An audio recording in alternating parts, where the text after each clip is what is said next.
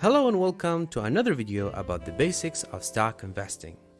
The income statement, that is also known as the profit and loss statement, is one of the four financial statements that every publicly traded company has to issue for every quarter and for every year. This statement is a form of communication with the current investors, future investors, and creditors about the company's revenues, expenses, and profitability during a period of time.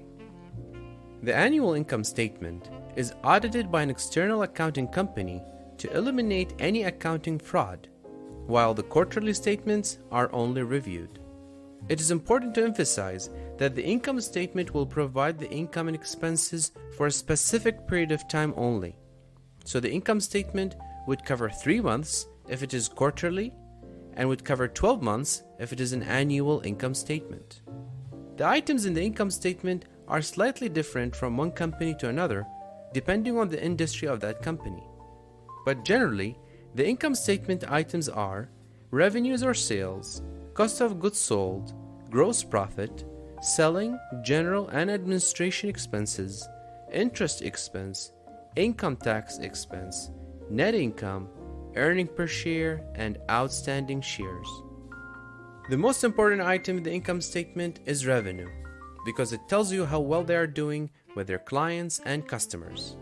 But there are other important items like, for example, interest expense, outstanding shares, EBIT, that is earning before interest and tax, and EBITDA, that is earning before interest, tax, depreciation, and amortization.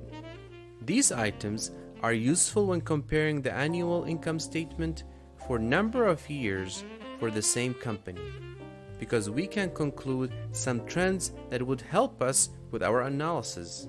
For example, revenue trend for the past few years is an easy indicator to know how satisfied the customers and clients are from the company's services and products, and how good the company is in expanding their market share.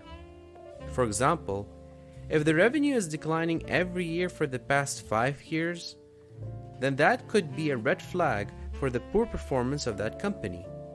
While interest expense item is helpful to calculate times interest financial ratio that will be helpful to determine a company's ability to service their debt.